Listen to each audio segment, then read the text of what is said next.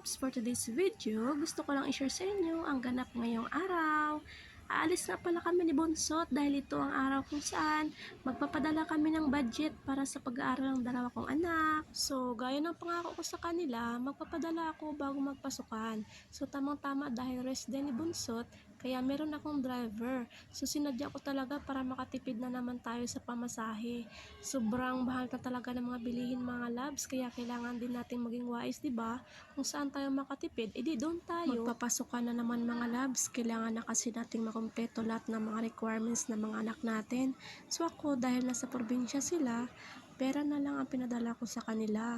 Excited na din sila dahil makakabili na daw sila ng mga gamit nila sa pasukan. At heto na nga, aalis na nga kami. Buti na lang meron tayong service na pwede nating gamitin anytime.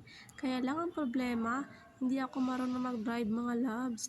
Maraming beses na rin akong gustong sumubok pero napapalapit lang ako sa disgrasya.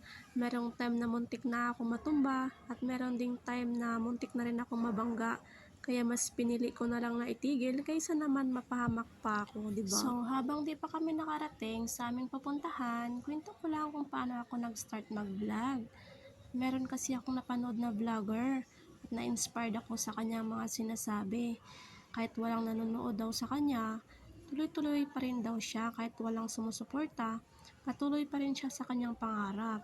So, naisip ko one day, it was November last year, naisip ko na ring pasukin ang mundo ng vlogging. At doon ko nga napagtanto, ang hirap talaga mga labs. Nandun yung struggle mo sa pag-edit ng mga videos, yung pag-voice over at minsan nakaka-copyright pa. So nandito nga kami at magpapadala na kami ng pera. So si Bonsot na yung inutusan ko kasi mas mabilis siya mag-fill up. So ayan, tapos na kaming magpadala.